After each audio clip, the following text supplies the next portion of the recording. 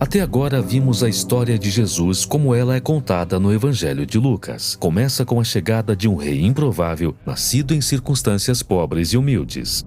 Em seguida, vemos Jesus como um mestre, um profeta. Ele percorreu Israel chamando as pessoas para um modo de vida radical, onde inimigos se tornam amigos, os pobres são cuidados e as pessoas encontram perdão por seus erros. Ele foi de cidade em cidade, convidando as pessoas a segui-lo e a viver sob o reinado de Deus dessa maneira não convencional. Ele fez muitos sinais e maravilhas. Muitos israelitas começaram a esperar que ele salvasse Israel das mãos dos romanos e estabelecesse um novo reino de paz e justiça. Em resumo, ele estabeleceria o reino de Deus. Os líderes religiosos da época também esperavam o reino de Deus, mas para eles a mensagem de Jesus era uma ameaça. Eles esperavam ganhar poder e prestígio quando tudo isso acontecesse, mas Jesus disse que o reino de Deus pertencia aos pobres, aos excluídos, e que o verdadeiro poder estava em servir aos outros em amor. Esse conflito se intensificou quando Jesus, enquanto em Jerusalém, interrompeu os sacrifícios do templo e chamou os líderes de Israel de ladrões.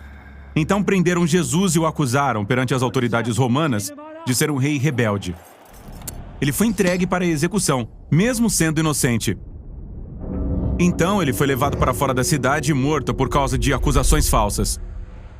Isso nos leva à seção final do Evangelho de Lucas. Havia um líder religioso chamado José que se opôs à execução de Jesus e depois pediu que lhe entregassem seu corpo, para que ele pudesse enterrar Jesus em uma tumba próxima. Alguns dias depois, algumas mulheres que seguiam Jesus vieram visitar o túmulo e o encontraram aberto e vazio. E elas encontraram duas figuras misteriosas, dizendo que Jesus havia ressuscitado. Então elas fugiram aterrorizadas. Ninguém acreditou no que elas disseram. Poxa, ele não poderia estar vivo? Todos o viram morrer. 2 seguidores de Jesus tinham saído de Jerusalém e seguiam por uma estrada em direção à cidade de Emaús. Eles estavam tristes e confusos com tudo o que havia acontecido. Então Jesus apareceu caminhando ao lado deles, mas eles não reconheceram. Isso é bem estranho. Como não puderam reconhecê-lo? Isso é estranho, mas é uma imagem realmente importante para Lucas. Por algum motivo, eles não enxergavam a presença de Jesus. Então Jesus perguntou: "O que é que vocês estão conversando?" E eles começaram a contar a ele sobre Jesus, um poderoso profeta que eles esperavam que salvasse Israel, mas foi executado. Algumas mulheres disseram que ele está vivo. Isso é loucura. Isso é demais. Vamos para casa. Então, Jesus tenta explicar que as escrituras judaicas apontavam para isso o tempo todo, que Israel precisava de um rei que sofresse e morresse como rebelde em nome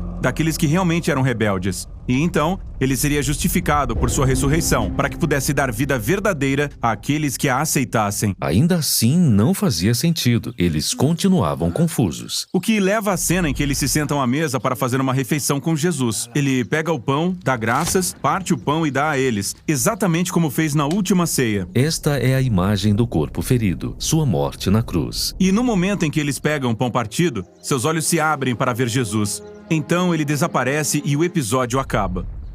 Essa história fala sobre como é difícil ver Jesus como ele realmente é. Isso é brilhante. Quer dizer, como o poder e o amor reais de Deus poderiam ser revelados através da vergonhosa execução desse homem.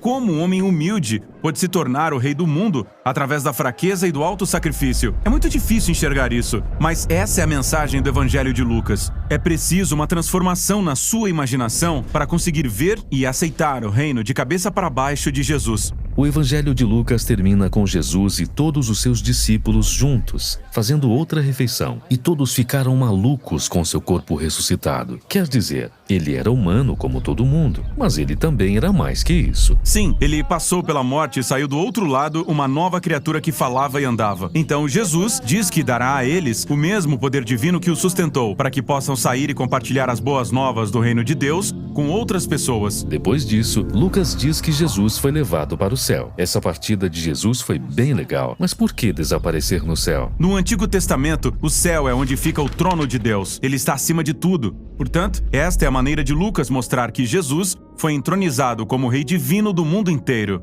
Seus seguidores ficaram em Jerusalém adorando a Deus e a Jesus e esperando por esse novo poder. É nesse ponto que o Evangelho de Lucas termina. Agora, Lucas escreverá sobre como eles recebem esse poder e levam o Evangelho para o mundo. E é disso que trata seu segundo volume, o Livro de Atos.